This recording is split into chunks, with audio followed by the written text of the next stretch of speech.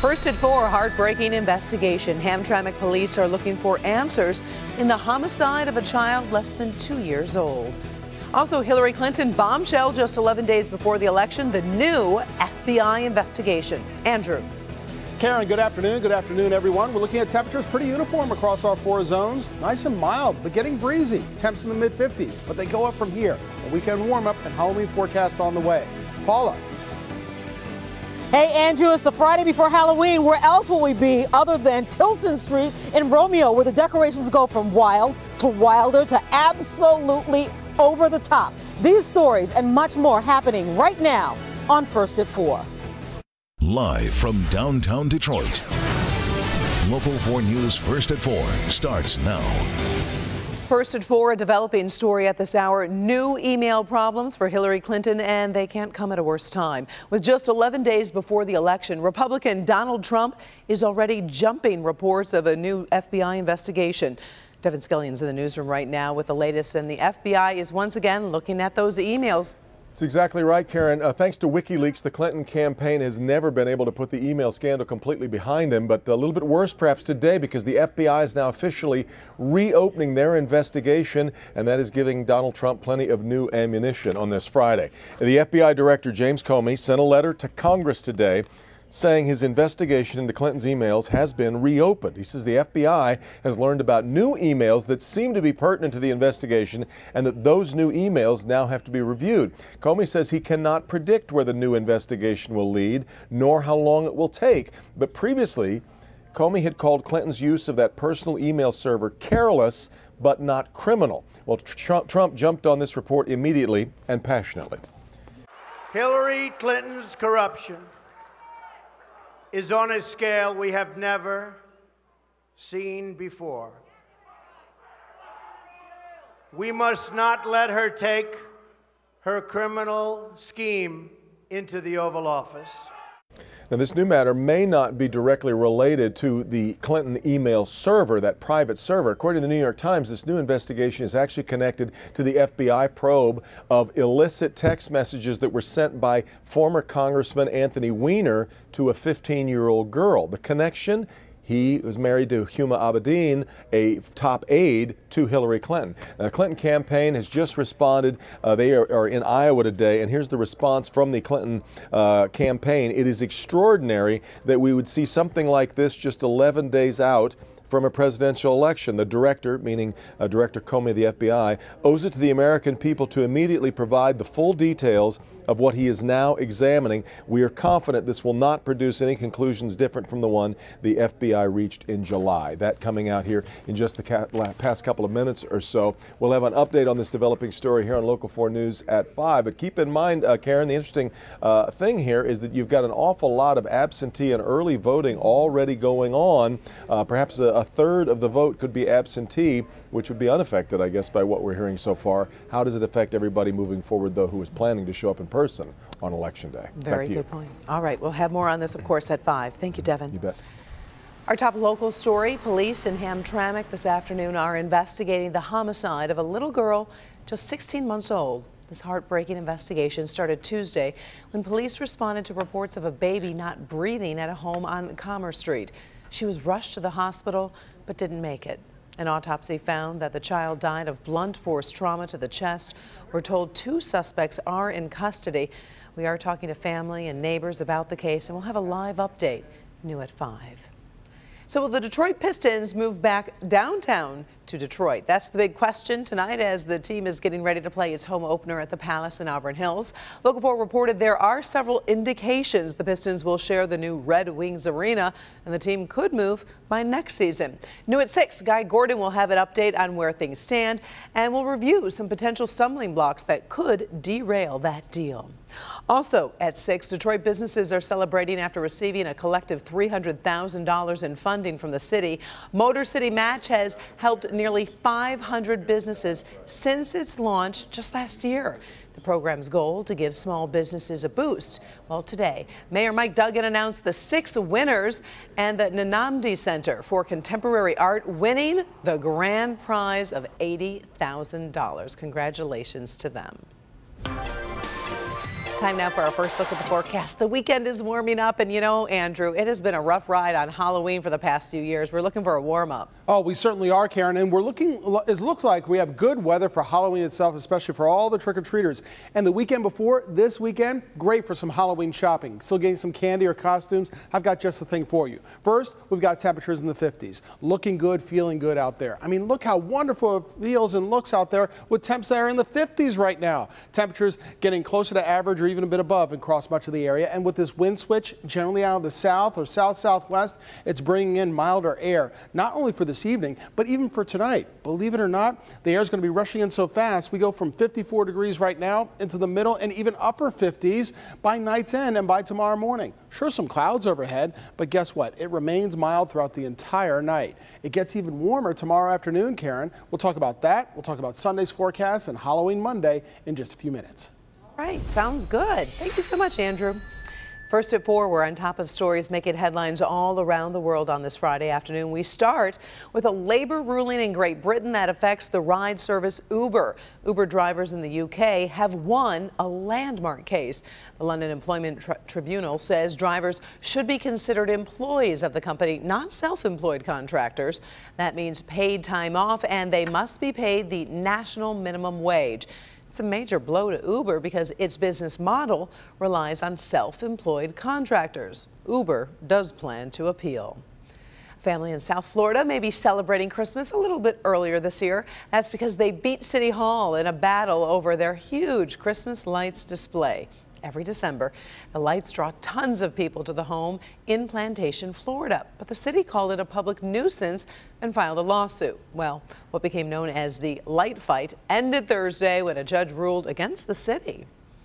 From Christmas to Halloween, plenty of you will be celebrating this holiday with your family over the weekend. Trick-or-treating, of course, is a lot of fun, but there are some alternatives that keep your small children in a controlled area and also give you some peace of mind when it comes to safety. Our Paula Tutman is live this afternoon to show us some of the popular celebrations in Metro Detroit, and there is a lot to do. There really is. You know what, Karen, I've lived in a lot of states. I've never seen Halloween done like it is done in Michigan. People absolutely love it. I mean, take a look at the detail here. But here's the thing. Lots of people are going to be out on Monday, but there are things you can do this weekend, particularly for small children, that help keep them safer and, let's face it, make it easier for mom and dad. There you go. Halloween has already arrived in Troy at Troy Historic Village, but the big day is tomorrow, Saturday, for the annual Halloween event. This year's theme, superheroes. I'm dressed as a suffragette because as a historian, I believe that the women who fought for my right to vote are superheroes, but we also have Superman and Super Farmer and Batman. This is a great option because it's contained. It's fenced in so small children can run and play and participate in many of the activities, and those activities run from 12:30 to 3:30, again, Saturday, tomorrow.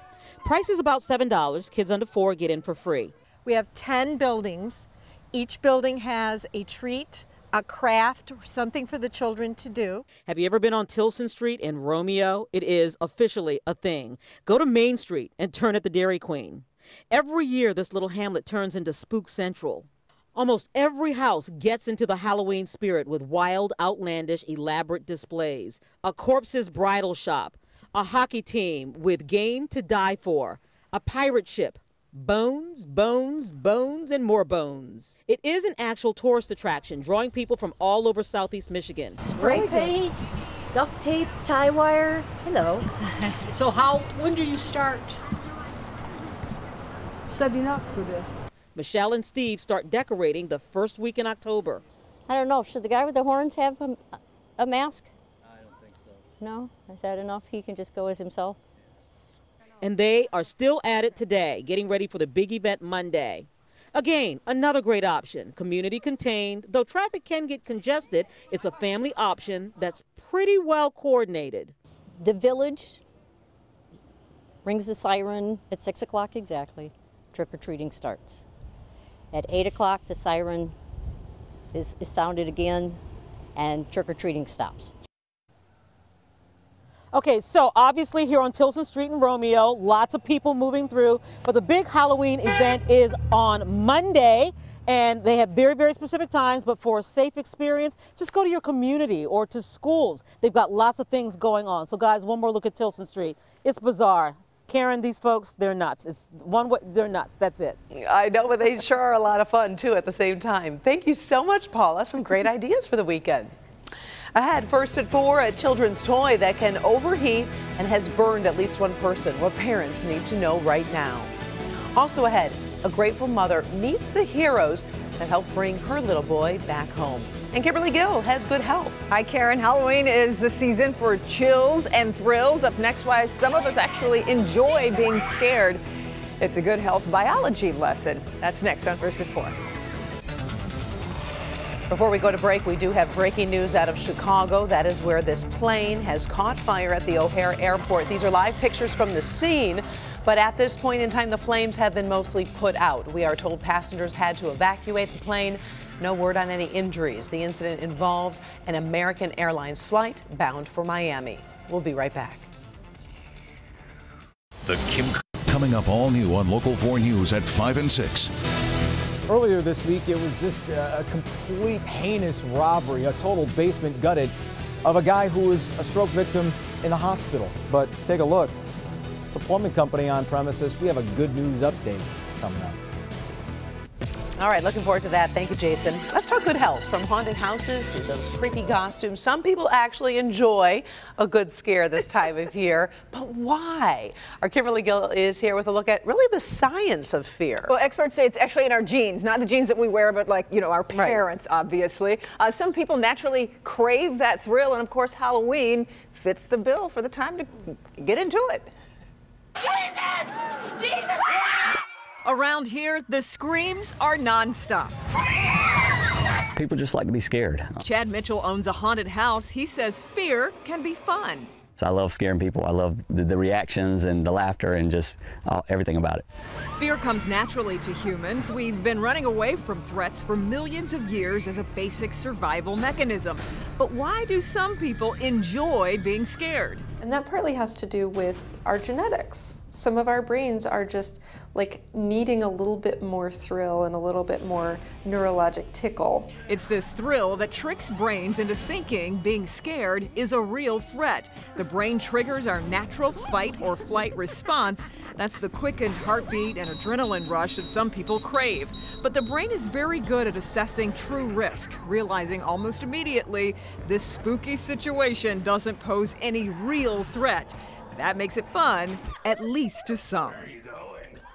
Well, experts say most fear is a combination of instinct and learning. For example, research finds even preschoolers have predisposition to fearing things like spiders and snakes, but they also learn from their parents and others around them what's dangerous and what's not. So keep that in mind. If you're afraid of spiders, maybe Madison and Morgan will be afraid of pretty spiders. much they are, yeah. That makes sense. All right, thanks, Kim. Thank you, Karen. Well, it has been a little chilly here in Detroit, but look at this snow in northern New York. This video from the city of Saratoga Springs, just north of Albany.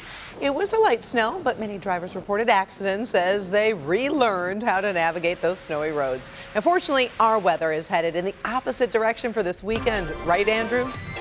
That's right, Karen. You hit the nail right on the head. It actually gets milder starting tonight. Hey, if you're going to the Pistons game, the home opener, Magic in town, taking on the Pistons over in Auburn Hills. Temperatures actually stay in the 50s even after tip-off, which is at 7:30, after sunset and during nightfall. Temperatures actually go up a little bit to around 56 degrees. It'll be on the breezy side, but those breezes are bringing in that warmer air. In fact, let's talk about high temperatures tomorrow across our 4 zones. In the heart of the metro area, our metro zone, temperatures near 70 degrees. If we didn't have too much cloud cover, we'd actually make it to 70 or more. But still, 69 for a high in the city, we'll certainly take that. Also around 69 and near 70 in our south zone, south of Michigan Avenue, in places like Adrian, around Dundee and Milan. West of 275, Brighton, Novi, Wixom, Milford, middle and upper 60s as well. North of Hall Road, mostly cloudy skies, but we can enjoy mild conditions and dry conditions throughout the entire day. 67 in St. Clair. Areas north of Hall Road also in our north zone. looking wonderful as we look at downtown Detroit. Feels great out there too, with a temperature of 54 currently. Winds out of the south, bringing in that milder air for this evening here in the Motor City as well. Your Michigan State game over in East Lansing, looking warm and wonderful. Again, on the breezy side, for your information, winds will be out of the southwest tomorrow at around 10 to 20, even 25 miles per hour. We'll see if that has a factor in the game, but it's going to be a big one with a noon kickoff in East Lansing and temperatures in the low 60s for tailgaters, mid 60s at kickoff, upper 60s by the end of the game. Currently, we've got 53 in Ferndale and our friends over in Royal Oak, with winds generally out of the south and southwest. You can see that flow here on this wind profile. It's just simply going to get warmer by the hour as we head toward midnight and even afterward. Look at these higher temperatures to our south and west, 77 to 80 degrees, 81 in Kansas City. Maybe not near 80 tomorrow, but again, near 70 degrees or room temperature for your Saturday. You can see clouds will be on the increase, a few showers far to the north, but I think it remains mostly dry here. And then cooler weather starts to settle in, mainly as we go into Sunday, but not too much colder from Sunday and into Halloween. And Sunday, we might see a sprinkle or scattered rain shower. It will be dry for Halloween and all the trick-or-treaters. More great news over these next few days, including tonight. Temperatures staying where they are, even going up a notch to around 58 degrees by dawn on Saturday. During the day tomorrow, sure, mostly cloudy skies, but we can enjoy 64 degrees at noon. If you don't see the sun, we've got the fall colors to make you happy, right? We're looking at 69 for a high by 4 p.m. After that, Karen, on Sunday, we're looking at 55 degrees with a scattered shower here and there. Dry for Halloween, 60 during the day, 50s for trick-or-treaters, and still pretty mild middle of next week. At 70 on Tuesday. Thanks, Andrew. Let's talk about a recall alert. We've got a warning about some toy trucks that overheat and actually burn young drivers. The recall involves thousands of these Peg Perego 850 Polaris Sportsman battery-operated toy trucks that kids can ride. They were sold at big retailers like Target, Cabela's, and Toys R Us. A circuit board can fail, causing the motor to overheat and ignite. One person was burned, so stop using those trucks and also contact the company for a new circuit board. The Sound of Music, Peter Pan, and now another big musical coming to NBC. The show and a superstar actress who is leading the project. Also up first, an emotional meeting for the mother of a boy who was kidnapped and rescued. That's next, first at 4. First at 4 today, a grateful mother meets the Good Samaritans who helped bring her baby home. You may recall the search for 3-year-old Marvy Gardner. He was the subject of an Amber Alert after being taken from his home.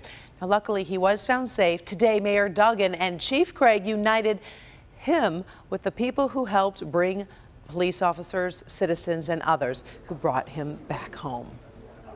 That day when I got my baby back, man, I wanted to thank everybody that was involved. Like, I really appreciate y'all so much. I really thank y'all. A grateful mother. You'll hear from the bus driver who helped rescue little Marvy on Local 4 News at 5. All right, there's no doubt the World Series at Wrigley Field is trending today everywhere you look. The last World Series game at Wrigley was on October 10th, 1945, and Detroit fans know the Cubs lost to the Tigers. This year, ticket prices at Wrigley Field could set a record. Prices on the secondary market have already reached more than $3,500. The current record is last year's Super Bowl, where the average price was almost $3,900 to see Peyton Manning's last game. Okay, this is trending also this afternoon. Entertainer Jennifer Lopez. She will be starring in the next big live musical on NBC. J-Lo will be the executive producer of the newest edition of Bye Bye Birdie. She plays Rosie, the English's teacher wife played by Janet Leigh in the original movie. Lopez is working with the same executive producers who brought The Sound of Music and Peter Pan to NBC. Don't have an official date on that one yet. Also, coming up, still ahead, there will be music and lots of celebrities at America's Thanksgiving Parade. Up next, a sneak peek at one of the big new floats. Stay with us. It's the newest song and dance craze that is going viral all across the country. And the artists behind it are from right here in Detroit. I'm Evrod Cassimy. Tonight at 11, we'll take you on set of their newest music video and show you how to juju on that beat. Andy Meisner. Finally, First at 4, Quicken Loans unveiled its new float today for America's Thanksgiving Day Parade. Oh, so exciting. Everyone looking forward to this. And here's a sneak peek, the new float called Detroit City of Possibilities. It's over 100 feet long and features a 45-foot long robot, a giant rocket, and an astronaut, Karen. It was unveiled today during a special ceremony at Campus Martius and can be seen in action, of course, on Thanksgiving Day right here on Local 4. Oh, love it. Gorgeous day for it, too, right? Oh, absolutely perfect, and even better tomorrow. Thank you so much for joining us. First at 4, we will be back in a half hour with Local 4 News at 5. Inside Edition is next. We sure hope you have a wonderful weekend. What a beautiful shot.